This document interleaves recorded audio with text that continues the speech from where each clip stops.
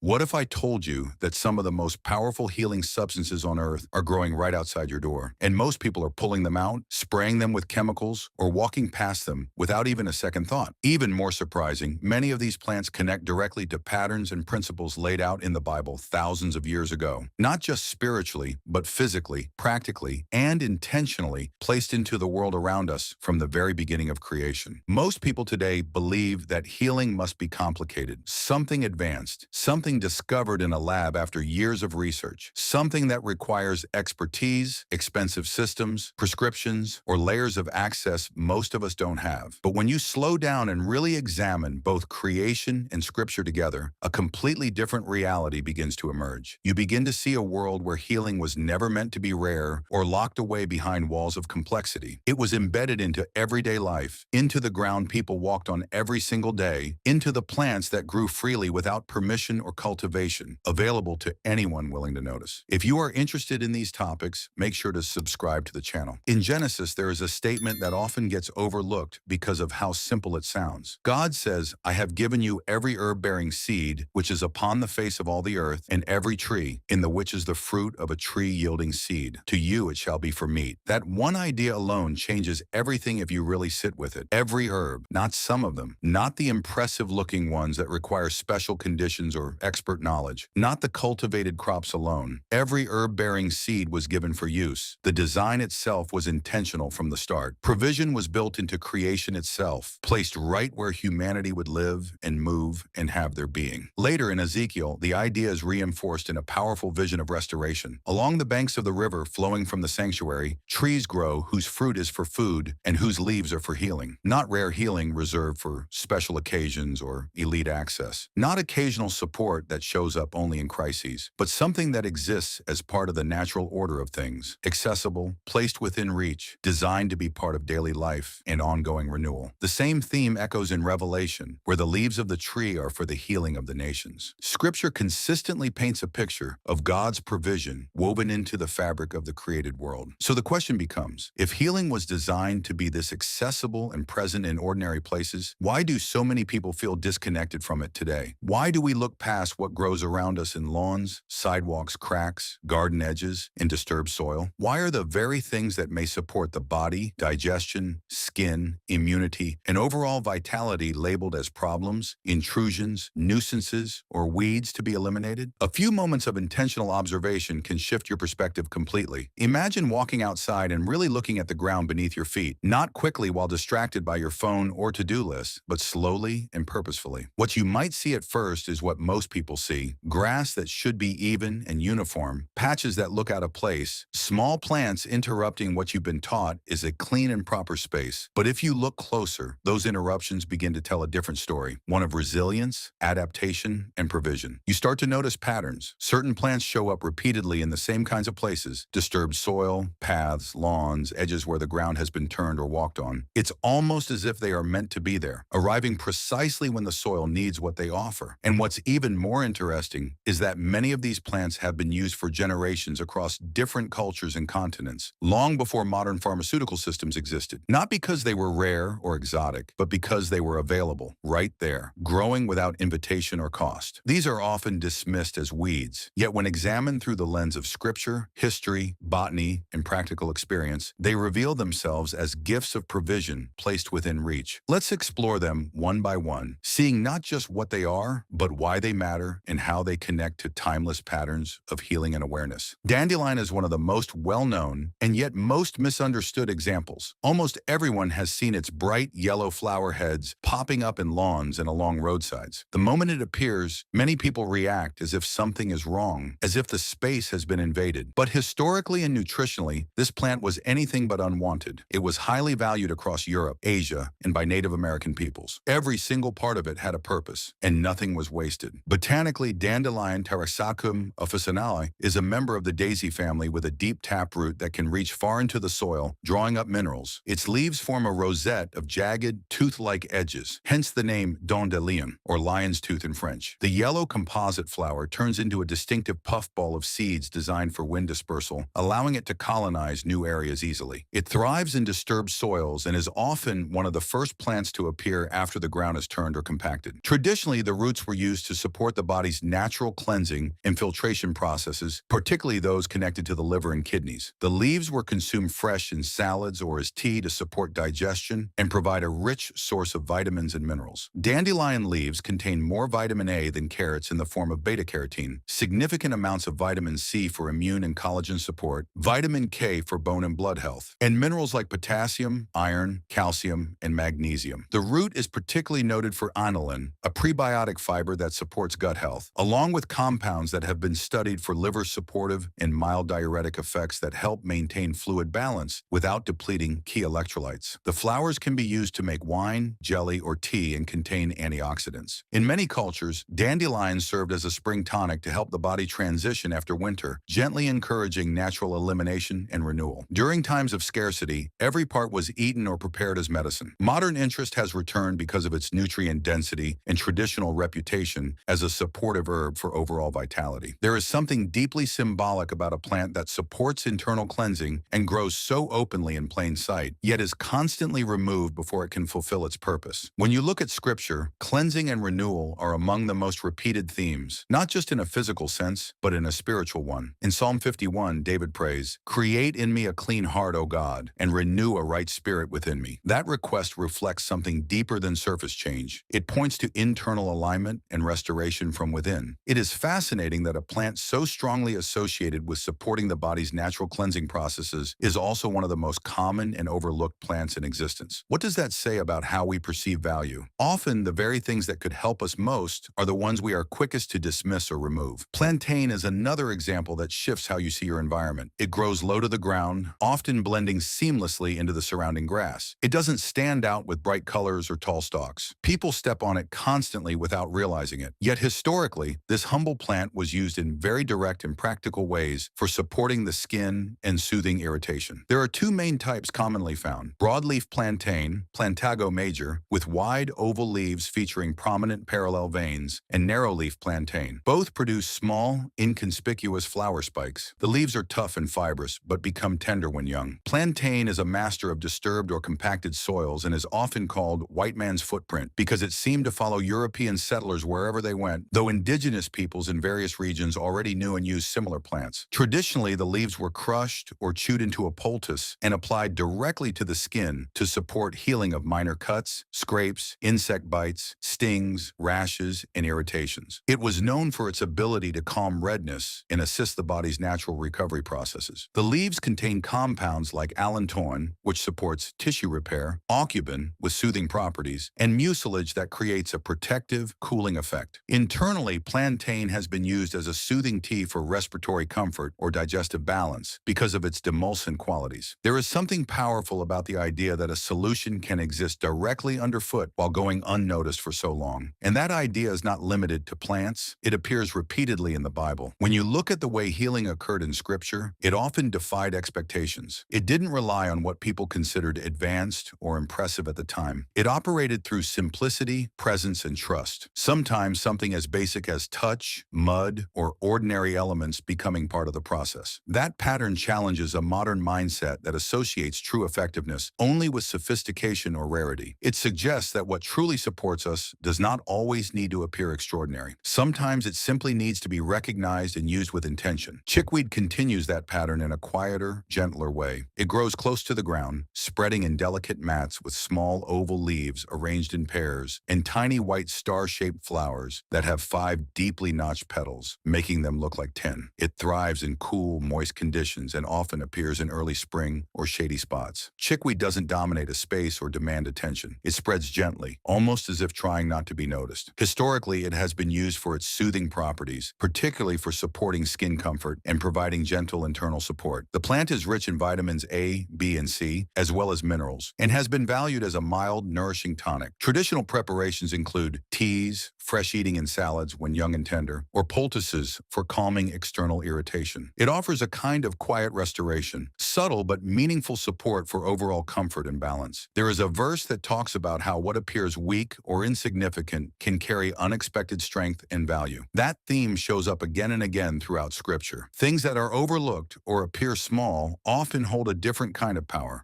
one that requires awareness and humility to see and receive. Chickweed embodies that quiet strength, always present scent in many environments, consistently useful, yet rarely celebrated or sought after until someone slows down enough to notice. Nettle creates a completely different experience the moment you encounter it. Unlike the gentler plants mentioned so far, it immediately makes its presence known. If you brush against the leaves or stems, there is a sting, a sharp, tingling discomfort caused by tiny hairs that inject compounds like histamine and formic acid. Because of that first reaction, most people learn quickly to avoid it entirely. They see it as something unpleasant or even hostile and steer clear. But beyond that initial resistance lies something far more complex and nourishing. Stinging nettle, Urtica dioica, is one of the most nutrient-dense wild plants available. When properly harvested, wearing gloves, and prepared usually by drying, blanching, or cooking, the sting disappears completely, leaving behind a dark green, spinach-like vegetable or tea that is exceptionally rich in vitamins A, B, and C, along with minerals such as iron, calcium, magnesium, potassium, and silica. It has been used traditionally as a nutritive tonic to support overall vitality, joint comfort, healthy blood, and seasonal respiratory balance. Many people find it helpful for supporting the body's natural response during allergy season because of its mineral content and traditional use as an alternative. Nettle has a long history across Europe and other regions, where it was used not only for food and medicine, but even for making strong fibers for cloth and rope. It grows vigorously in nitrogen-rich soils and disturbed areas, often signaling fertile ground. This mirrors something deeply human. Growth and positive change often feel uncomfortable at first. The process of adaptation or renewal rarely feels pleasant in the immediate moment. There is discomfort, followed by adjustment, followed by benefit. Scripture speaks about this directly, acknowledging that certain experiences are difficult while also pointing to what they can produce later: perseverance, character, and hope. Nettle is a living reminder that not everything beneficial feels good immediately. Sometimes what supports you the most is what challenges you first, requiring you to move past the surface reaction to access the deeper value. Burdock brings the focus even deeper. Literally, most of what defines this plant exists beneath the surface. You don't see the long, sturdy taproot unless you choose to dig. The above-ground parts are large, heart-shaped or wavy leaves and tall stalks with burr-like seed heads, the inspiration for Velcro. Burdock, Arctium lapa, is a biennial that spends its first year building that deep root and its second year flowering and seeding. Traditionally, the root has been highly valued for supporting the body's natural cleansing processes, skin health, and overall balance. It contains inulin and other compounds studied for their supportive effects on digestion and elimination. In various cultures, including traditional Chinese medicine and European herbalism, burdock root has been prepared as a decoction or tincture and used as a foundational supportive herb. The young leaves and stalks can also be eaten when properly prepared, similar to other nutrient-rich greens. The deeper message here is powerful. Real transformation and meaningful support are rarely visible at the very start. They happen below the surface, in places that aren't immediately obvious or glamorous. People often focus on what can be seen: symptoms, appearances, quick visible results. But the deeper issues, the root causes, require a different kind of patient attention. Scripture consistently emphasizes the importance of the heart, the inner life, and addressing sources rather than just managing outcomes. Burdock reflects that same principle in the natural world. Some of the most meaningful support comes from things that work at a foundational, hidden level. Yarrow has long been associated with protection, restoration, and support during times of injury or disruption. It features feathery, fern-like leaves and flat clusters of small white, sometimes pinkish, flowers. The plant grows in sunny, well-drained spots and has a distinctive aromatic scent when crushed. Its Latin name, Achillea, comes from the Greek hero Achilles, who, according to legend, used yarrow to staunch bleeding and support the healing of his warriors' wounds on the battlefield. Traditionally, yarrow has been used both internally and externally. The leaves and flowers have styptic properties that help support the body's natural response to minor bleeding when applied as a poultice or salve. It has also been valued for supporting healthy circulation, digestion, and the body's natural fever response when appropriate. Yarrow tea or tincture has a long history in European and other herbal traditions as a versatile supportive herb. In a broader sense, yarrow represents the idea of coverage and preservation, of maintaining integrity when something has been disrupted. It shows up in disturbed or open ground, offering its gifts precisely where support is needed. This aligns with scriptural themes of protection, restoration after injury or conflict, and the covering that brings wholeness. It reminds reminds us that help often appears in ordinary forms, ready to be used with knowledge and intention. Purslane is another plant that appears without invitation and is often removed without a second thought. Yet it is one of the most nutritionally impressive weeds you can find. This succulent plant with reddish stems, small oval leaves, and tiny yellow flowers thrives in hot, dry conditions and poor soils where other plants might struggle. It spreads close to the ground, forming mats that many gardeners try to eradicate. Purslane, Portulaca oleracea, stands out because it is exceptionally high in omega-3 fatty acids, particularly ALA,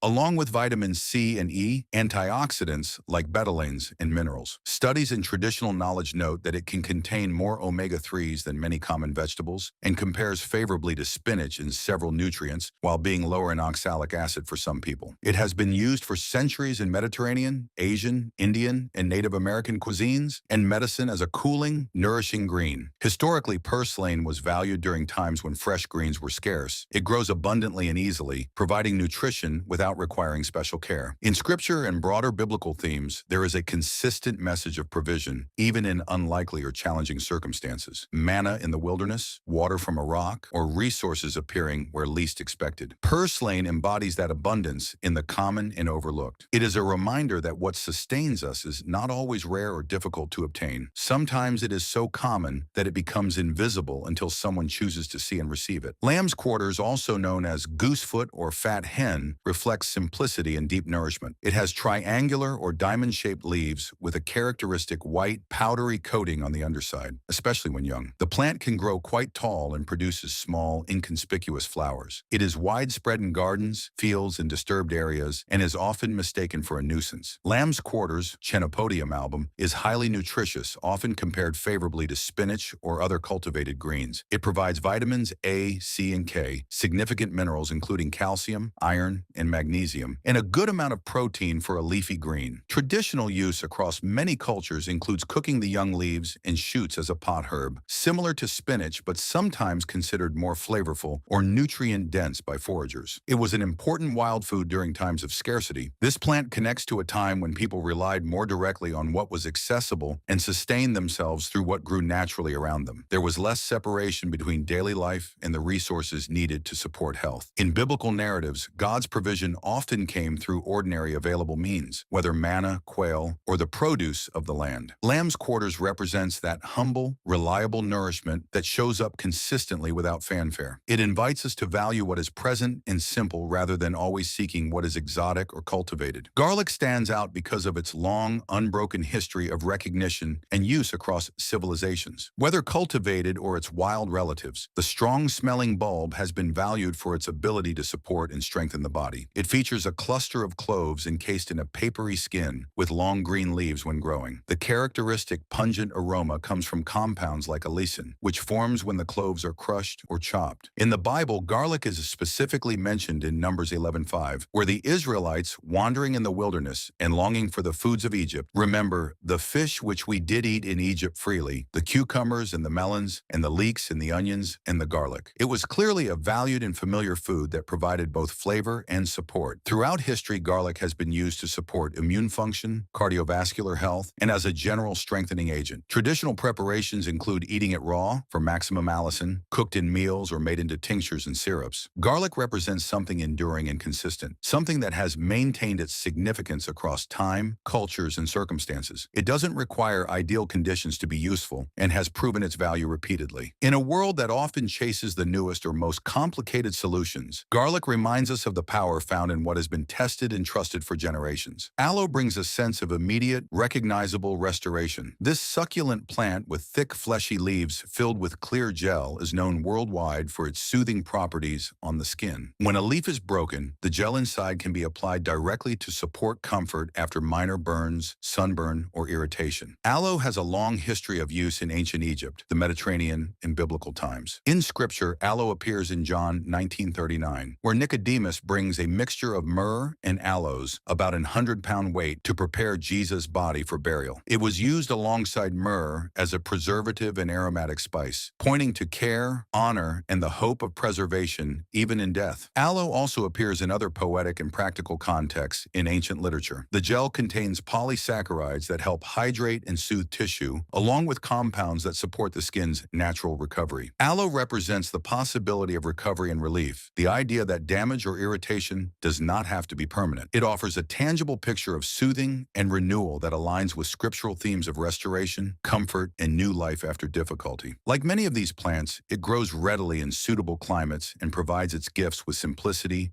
and directness. When you step back and look at all of this together, dandelion's cleansing persistence, plantain's underfoot soothing, chickweed's quiet nourishment, nettle's challenge then benefit, burdoc's hidden roots, yarrow's protective history, purslane's unexpected abundance, lamb's quarter's humble reliability, garlic's enduring strength, and aloe's soothing restoration, it becomes something much bigger than individual plants. It becomes a framework for understanding how easily value can be missed when we label things as problems instead of provisions. This pattern does not stop with what grows in the ground. It extends into every aspect of life. Opportunities that seem too small or ordinary to matter. Habits that appear insignificant at first. Moments that feel completely ordinary. Relationships or insights that don't look impressive on the surface. Each of these often carries potential that is ignored simply because it doesn't match our expectations of what valuable should look like. There is a story Jesus told about a mustard seed that captures this perfectly. Something incredibly small,